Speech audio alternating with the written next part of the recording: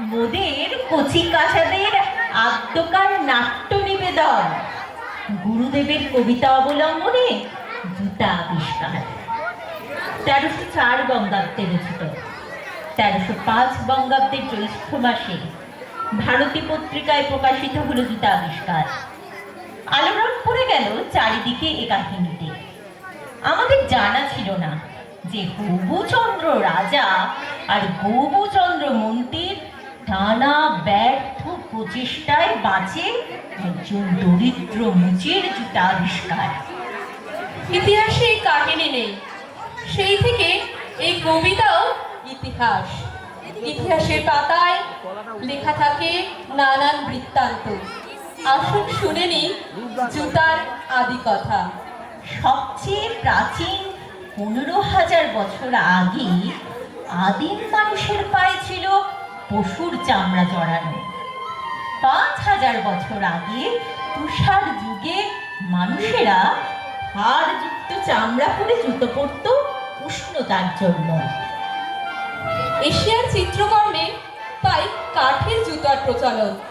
জাপানের মৃৎ সাহিত্যেও তার উল্লেখ আছে। ইউরোপের রাজন্যবর্গ জুতো পরিধান করত। প্রজাদের ছিল মানা, জুতো পরে রাজপথে হাঁটলে মিলত শাস্তি, এমনকি মৃত্যুদণ্ড। গ্রিক যুগে রাজন্যবর্গ পরতেন বিচিত্র জুতো। জুলিয়াস সিজার বিভিন্ন অনুষ্ঠানে পরতেন সোনার বুট, যাতে ছিল ঐশ্বর্য আর দম্ভের মদমত্ততা। মিশরের ফেরাওদের পায়ে প্রথম লক্ষ্য করা যায় খড়ে তৈরি স্যান্ডেল। মানুষের বিলাস বৈভবেরও প্রতিফলন ঘটতে থাকে জুতোর মধ্যে দিয়ে। ভারতবর্ষে জুতোর কথা পাওয়া যায় রামায়ণের যুগে। চিত্রকূট পর্বত থেকে ভরত শ্রী রামচন্দ্রের পাদুকা নিয়ে এলেন রাজ প্রতিনিধি রূপে। সেই থেকেই পাদুকা পেল সিংহাসনের স্থান। তারপর বহু নগরীয় উত্থান ও পতনের মধ্যে দিয়ে রয়ে গেল চর্মকারদের পরিশ্রম ও কর্মকুশলতা। শিল্প বিপ্লবের আগে ইংল্যান্ডের নারী পুরুষ উভয়ের জুতোই তৈরি হতো সমান মাপে। তারপরে এলো গঠন আর বৈচিত্র্য, আরাম আর ফ্যাশনের বিপ্লব। সকলের জন্য তৈরি হতে লাগলো নানা প্রকারের জুতো। বাংলার নবজাগরণের যুগে বীর সিংহের সিংহ হৃদয় বিদ্যাসাগর মশাই পড়তেন খাটো ধুতি ও উত্তরীয়, কিন্তু তার চটির নামকরণ হলো বিদ্যাসাগরীয়। এখন কৌতূহল, রবীন্দ্রনাথ কেমন জুতো পরতেন? উত্তরায়ণের বিচিত্রায় কাঁচের ঘরে থরে থরে সাজানো নানান রকমের জুতো। এই 7 বাক্স মানুষটি যখন আলখাল্লা করে হেঁটে যেতেন, তখন তার পায়ে শোভা পেত এই সমস্ত জুতো ও চটি। তা বেশ বেশ, অনেক হলো তথ্য কথা। আসুন এবার শুনে নি সেই যুগান্তকারী কবিতা। তার আগে হে নাট্যমণি দর্শকবৃন্দ, আজ এই নাট্যলগ্নে আপনারা মনে মনে অনুভব করুন আপনাদের পায়ের জুতাগুলি আর নেই। আমরা আপনারা সবাই নগ্নপথ হয়ে চলেছি হবুচন্দ্রের রাজ্যে। কহিলা হবু, শোনো গো বগুড়ায়, কালীকে আমি ভেবেছি সারা রাত। মলিন ধুলা লাগিবে কেন পায়, ধরণী মাঝে চরণ ফেলা মাত্র। তোমরা শুধু বেতন লহ বাটি, রাজার কাজে কিছুই নাহি দৃষ্টি।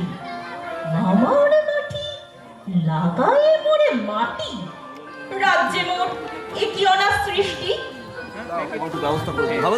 শীঘ্র এর করিবে প্রতিকার, নাহিলে কার রক্ষা নাহি আর। হে নাট্যপ্রেমী সুধীবৃন্দ, সবটা কবিতায় শুনে নিলে হবে? বাকিটা আমরা দেখে নেব অভিনয়ের মাধ্যমে।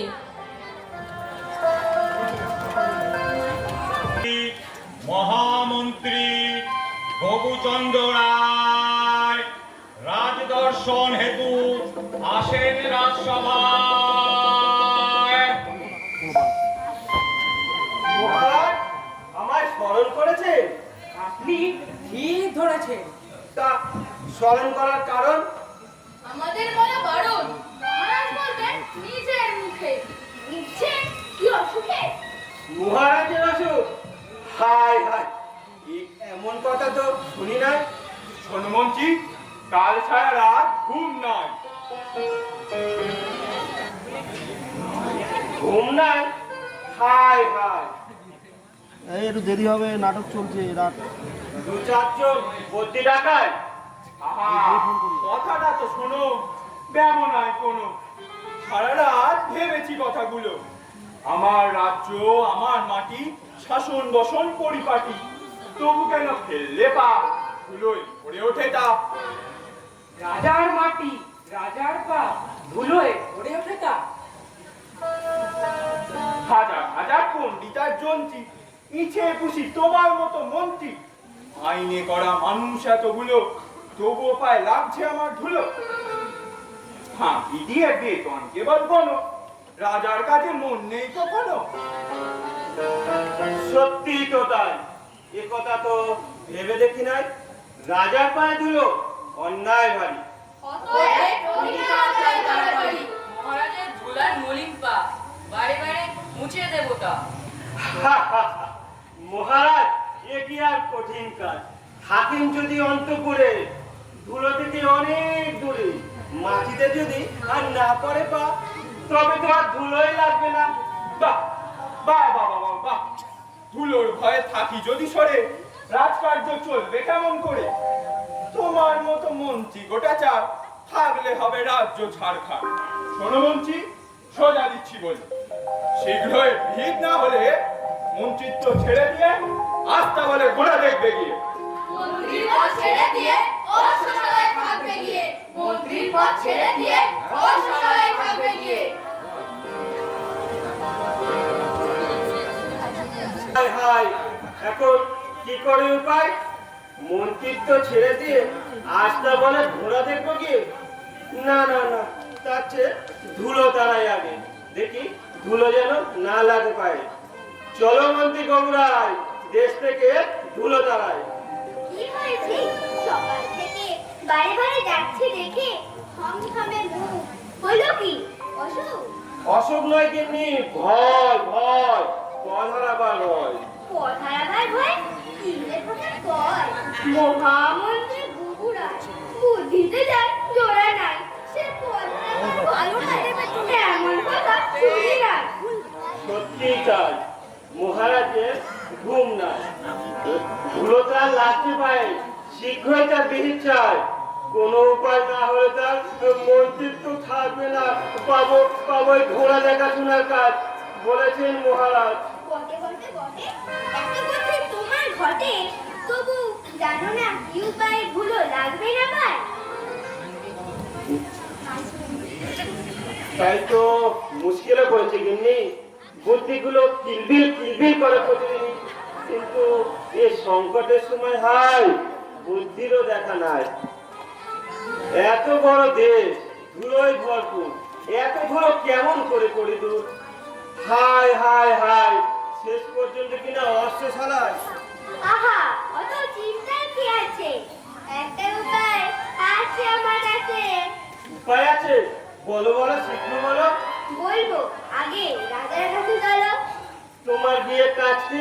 কেন উপায় চাই না মহারাজ কি? চান গেননি, নিশ্চয় চান, কিন্তু এতে কি থাকবে আমার মান? আমি হলাম মহামন্ত্রী গবুরাই, রাজার পাশেই আসন পায়, কিন্তু এই সংকটকালে কিনা এসেছে, রাজাকে বুদ্ধি দেবে তার দিন নিয়েছে, দেশের লোকে বলবে কি? ছি ছি ছি ছি ছি ছি ছি। বেশ, তবে যাই। কাজ আছে, দাঁড়াবার সময় নাই। দোহাই কিন্নি, মাথা খাও, পায়টা তো বলে দিয়ে যাও। মহারাজকে গিয়ে বলো আগে, তাই রাজার ধুলো যদি না লাগে, কেমন করে তবে দেশের লোকে পায়ে ধুলো পেয়ে ধন্য হবে? এমন ধারা কথা শোনা আমারও তো ছিল জানা, নেহাত বলিনি মুখে তার।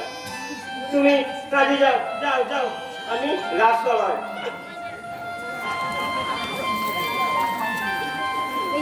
মহামন্ত্রী গবুরায় মহাবুদ্ধি ধরে রাজদর্শন তরে পদার্পণ করে। জয় মহারাজের জয়, জয় মহারাজের জয়। কোনো খবর আছে নিশ্চয়? মহামন্ত্রীর কাছে জবর খবর আছে। বলে ফেলুন তাড়াতাড়ি, মহারাজ উকিল পারি। মহারাজ ভেবে ভেবে ঘন্টা দিলেক টানা মাথার মধ্যে এলো কাটা কানা, তাই দৌড়ে এলাম দেরি না করে। এমন উপায় কতক্ষণ রাখি ধরে, এ উপায় আর যেমন তেমন সে কি। খনিটা ছেড়ে আসল কথা বলুন দেখি, কি উপায় বাঁচবে জোড়া পা, কি উপায় লই লাগবে না? মহারাজ পায়ের ধুলোকে ধন্য যত দেশের পুরুষ নেই, তাই ধুলো যদি না লাগে পায় তারা চরণ ধুলি পায় কেমন করে? সত্যিই তো তাই, ধুলি যদি না লাগবে পায়ে, তারা পদধূলি পায় কি পায়? জয় মহামন্ত্রী জয়, জয় মহামন্ত্রী জয়। এমন বুদ্ধি কটা লোকের হয়? মহারাজ কথাখানা বড় সত্য, 16 আনা খাঁটি চরণমুনির তত্ত্ব। পদধূলির কথা পরে হবে, দেখো আগে পায়ে ধুলো না লাগে। অতই যদি বুদ্ধি ধরো তবে অন্য উপায় ভেবে দেখতে হবে, যাতে ধুলো থেকে বাঁচে পাগুলি আর প্রজারাও পায় পদধূলি। তা হবে কিভাবে?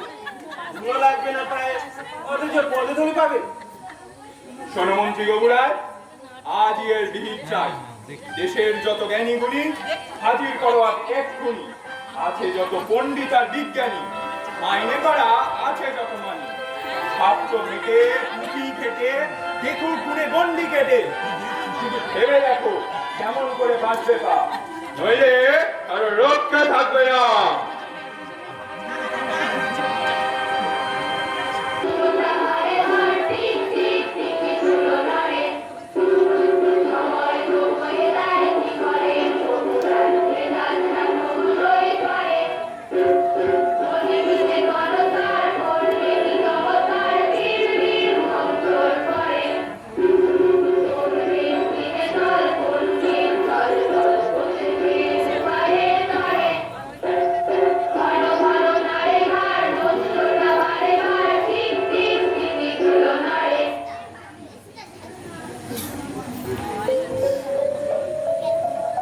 প্রভুচন্দ্র মহারাজ বড় কষ্টে আছে না, মলিন ধুলো লাগছে তার পায়ে, রাজকার্য শিখেই তাই।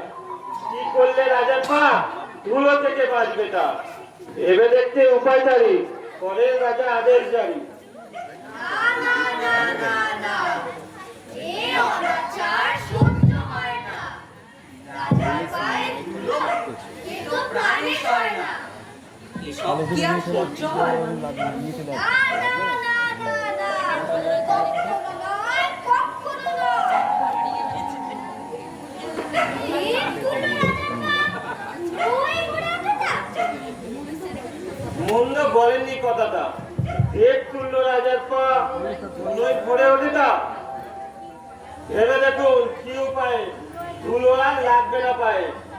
আপনাদের হবে টাকা করে, আর আমার বাজবে মুন্ডু আর চাকরি। আচ্ছা, যদি দেশ থেকে তুলে ফেলি সব মাটি, তবেই বাঁচবে মহারাজের পাটি। সে কি সব মাটি তুলে ফেলি তবে শস্য কোথায় হবে? আমার মাথায়। ভালো করে ভেবে দেখুন, অন্যথায় অন্য উপায় দেখি।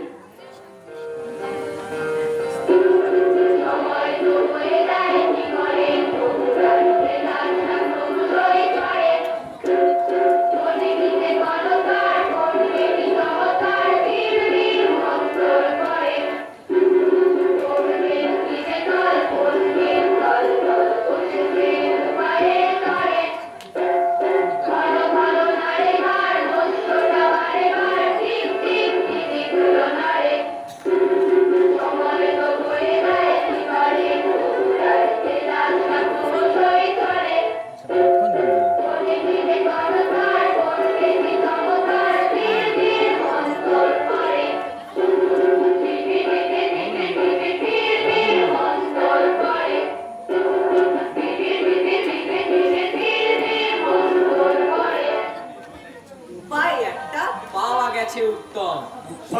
ফেলুন, সময় বড়ই কম।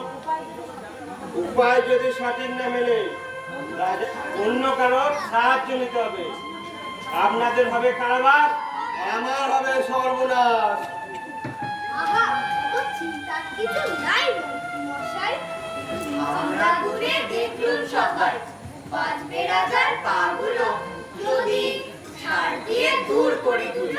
যে ঝাঁট দিয়ে ধুলে নিয়ে করতে হবে, রাজার চরণ রক্ষা পাবে কবে? অন্য কোনো উপায় নাই নাই, কোনো উপায় নাই। রাজদরবার অন্তপুর ছেটিয়ে ধুলো করদূর। রাজার বাগান, রাজার মাঠ, রাজপথ আর দোকান হাট। লাগায় ধুলো রাজার গায়ে, ধুলো তারাও ঝাঁটার গায়ে।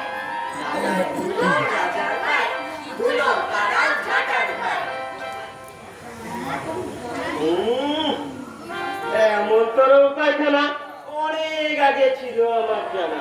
নেহাত বলি রাখতে আপনাদের মান, ঝাঁটার আয়োজন করি, আপনারা যান।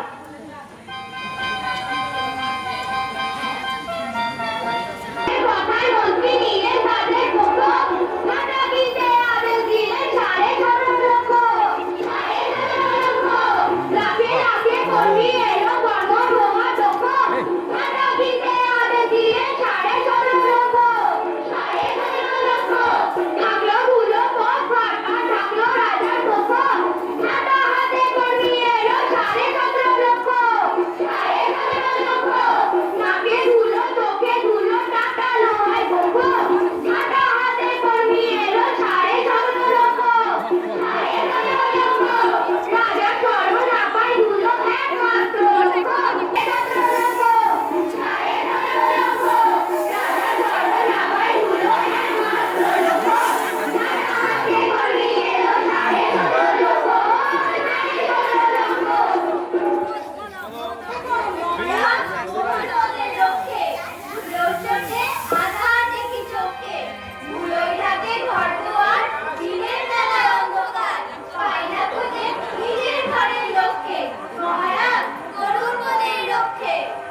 ওই মন্ত্রী গোবরাজ,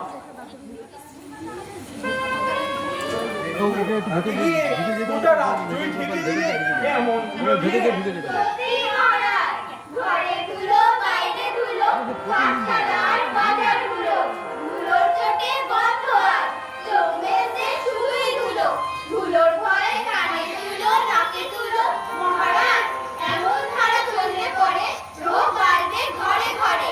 এমন ধুলো উঠলে সারা দেশে কাজকর্ম বন্ধ হবে শেষে। রক্ষা করতে রাজার পাপ, রাজপাট আর নগরকা ধুলোই ভরে দেবে। শোনো মন্ত্রী গোবরাজ, ছাড় দেওয়ার কাজ নাই, অন্য কোনো উপায় দেখো ভেবে।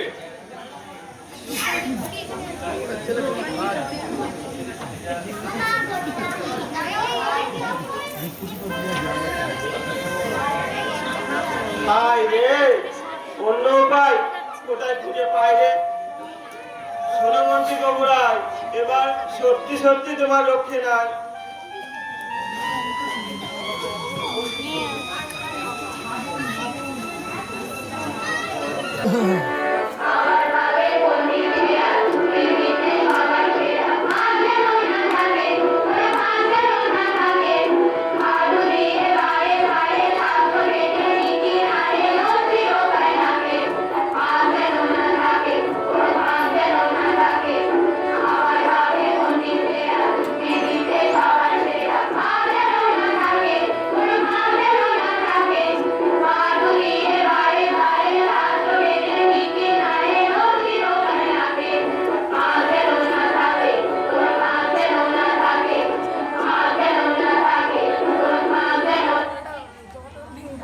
ভাবুন ভাবুন, ভালো করে ভাবুন, এবার যেন কাজ না হয় ব্যর্থ। তবেই পাবেন মহাপণ্ডিতের তকমা, আর হাতে অনেক অনেক অর্থ। আর উপায় যদি সঠিক না মেলে, রাজা যদি হন আবার ক্রুদ্ধ, পণ্ডিত বলে পার পাবেন না কেউ, কার মাঝে থাকবেন অবরুদ্ধ।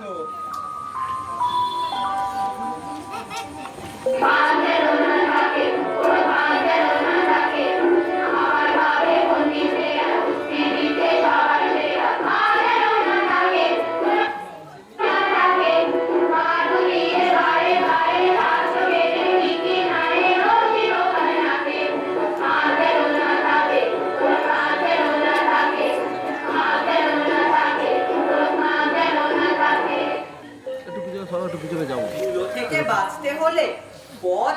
সব ভাষাও জলে।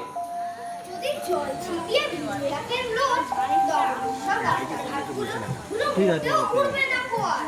রাজার গায়ে লাগবে না কবু। পাখি যদি শুকনোই না থাকে, তবে কেমন করে ধুলো লাগায় পাকে? এই যুক্তি মন্দ নয় মোটেও, তবে এটাও ছিল আমার মাথায়। আপনারা সব চলে ডালে ডালে, আমি তখন চলে পাতায় পাতায়।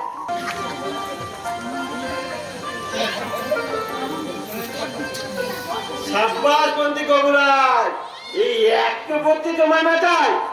যাই জলদি এবার দেশটাকে ভেজাই।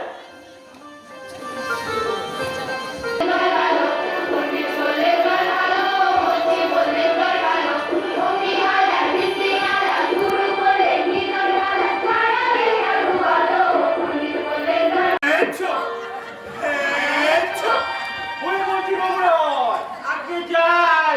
হ্যাঁ ওই মন্ত্রী, করেছো কি? জল ঢেলে ঢেলে মাটি হলো রাজ্য, জলে জলে হলো সর্দি কাশি, বন্ধ হলো রাজকার্য। বন্ধ করো এক্ষুনি জল ঢালা, অন্য কোনো উপায় দেখো ভেবে। ধুলো মারতে করবে যদি কাদা, দেশের লোকে কোথায় তবে যাবে? কোথায় কবে যাবে? এক্ষুনি যাও, সভা ডাকো আজই, ডেকে আনো দেশের যত লোককে, পণ্ডিতদেরও ডেকে এনো সাথে, জল কাদাতে করুক তারা রক্ষে। সরকারতে করুক তারা রক্ষে।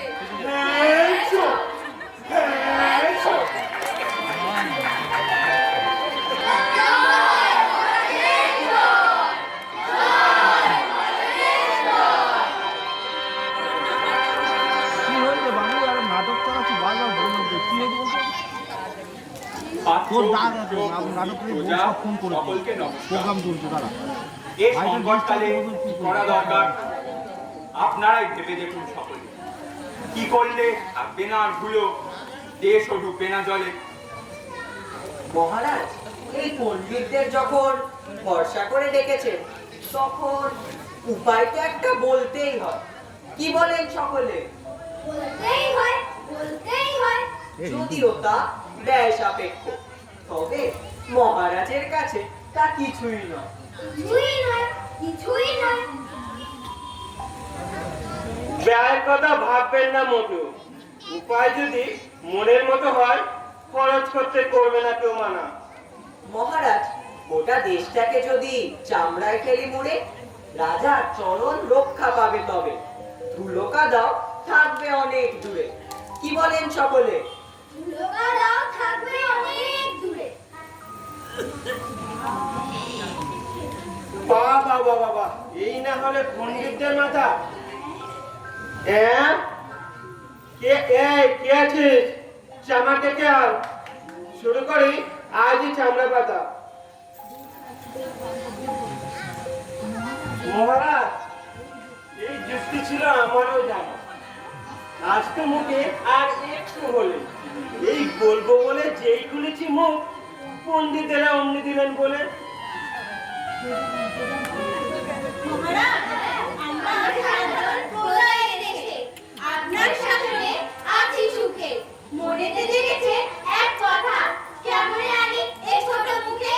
দেশের পশু রক্ষা করা বড় ধর্ম রাজার।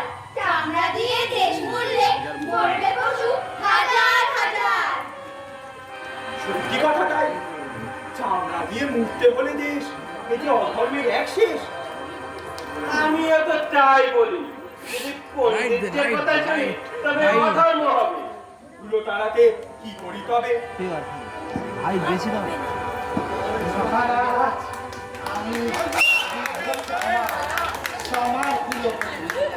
ফুলের কথা শুনেছি সব, তবে বাবা সামনের উপায় জানা আছে। অভয় দেন তো বলি। বড় বড় পণ্ডিতেরা হাবুডুবু খেলো, আর কোথাকারকে বুদ্ধি দিতে এলো। তোমরা থামো তো হে, শুনেই দেখি কোন যুক্তি আছে। ধুলো থেকে বাঁচবো কেমন করে, এগিয়ে এসে বলুন দেখি কাছে। দেশখানা দেশখানা চামড়া দিয়ে না ঢেকে ঢাকেন যদি ঈদের পাগুলো, তবে মাটির পরে যতই রাখেন কোনো মতে আর লাগবে না ধুলো। বেশ, তবে দেখান তবে আপনার হাত যশ। মাটির উপর চরণ ফেলে দেখি কেমন করে ধুলোই লাগে না। জয় মহারাজের জয় জয়।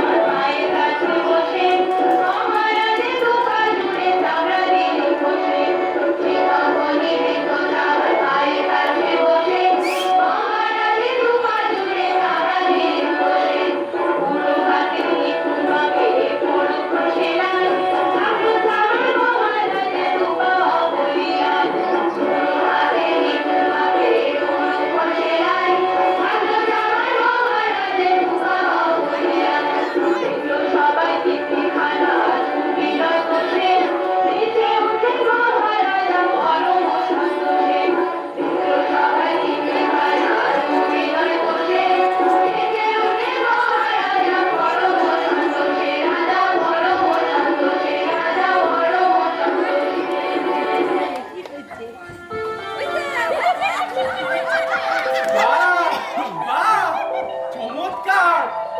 তুলনা নাই। ধন্য, চামার ধন্য। পা দুখানা বাজলো তোমার জন্য। ওই মন্ত্রী গবুরায়, দেখলে কাণ্ডখানা?